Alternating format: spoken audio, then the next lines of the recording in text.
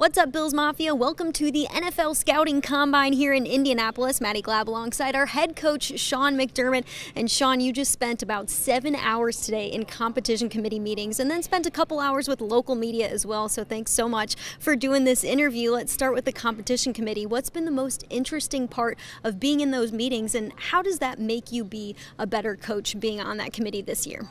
Right, Maddy. You know, I think it's been really neat to watch the conversations that have taken place and the flow of the conversation with some of the owners that are in there, some of the NFL execs that are in there, and then the coaches that are in there, Mike Tomlin, myself in particular, and just watching the flow of information, but also then using that to, yes, help the league, but also help the Buffalo Bills.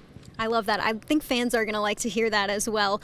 We are at the NFL Scouting Combine. We're going to see so many prospects here, go through interviews with you as well as different teams, and also run the 40-yard dash, among several other things once they get into testing. What is the most valuable part of the Combine for yourself, Coach?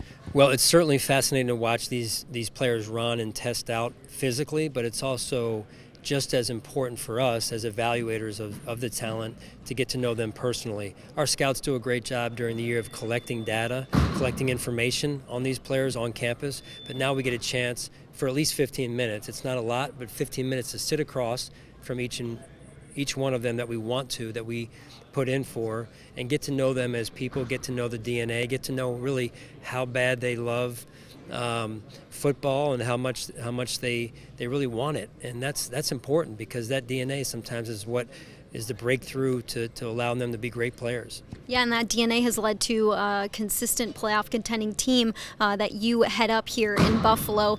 A new offensive coordinator, a new defensive coordinator this offseason. Let's start with the defensive coordinator position. You named Bobby Babich as the defensive coordinator. Why did you want to fill that role, and why is he a worthy person to be in that spot? We've seen him improve quite a few players here in Buffalo Bills uniforms, the safety position and linebacker position. Micah Hyde, Jordan Poyer, Terrell Bernard, Tyrell Dodson. He's done so much with so many players who have come through Buffalo. Well, I think you said it, right? He's got great energy, but in addition to that energy and that juice, he's developed players. He has that history of being able to do that. And the positions specifically that he's worked with, safety and linebacker, they're the quarterbacks of our defense, so they have to know big picture items as it relates to running the defense and running it well. And then when you coach the linebacker position, you're also dialed into and tied into the defensive line, which is important for us as well. And then the offensive coordinator position, hiring Joe Brady. He was a part of the staff last season, was in that interim offensive coordinator role, so we got to see a sample size of Joe. But what are you expecting out of him now as a full-time offensive coordinator? Well, now the pressure's on. It's not the interim. The interim tag's been lifted off of Joe, and I'm excited to watch Joe and watch his command of our offense, watch his command of our offensive staff, really, and his collaboration with them, and growing our offense to take another step, and helping Josh take another step as well. And so I'm excited. I'm encouraged by also what I saw at the end of the season there, and again, another coach with great energy. You said Joe Brady and Bobby Babich are quite fiery, have great energy, but you said that's something you love because it helps bleed over into the units that they're coaching. Why is that so important to have a part of your staff?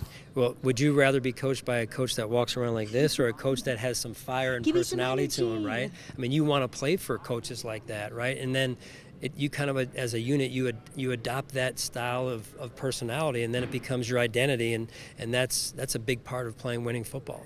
Free agency is right around the corner, so what do the conversations with Brandon Beane look like in the next few weeks, and how do you help him and his staff get ready for signing a bunch of new players to this team? Yeah, critical conversations, Maddy, with Brandon and his staff and my staff, and making sure first and foremost we identify properly our roster, right, and who we are, and yet at the same time what we're trying to become, and who can help us get there, right, whether it's re-signing some of our own, or obviously going out to acquire some players that are out there. So it's not easy, but it's something that we have to do to get ourselves back to where we're trying to get to. One last question for you. I know you love coaching, you love the season, you love being in training camp, you love OTAs, having the guys in the building, but right now we're in the off season. What excites you most about the next few months in the off season? You know what, I really look forward to getting back around our new staff. When we get back from the combine here, we've been kind of in and out of town with a little bit of vacation, but also trying to get the staff put back together, right, with the new staff this year. And when we get back from the combine, really just working alongside of our coaching staff and seeing how we can evolve, seeing how we can grow, and how some of the new personalities add to our coaching staff. Thanks, Coach McDermott. I hope you have a great week at the Scouting Combine, and we'll talk to you here in free agency in a couple of weeks. Sounds great. Thanks, Maddy. I appreciate it.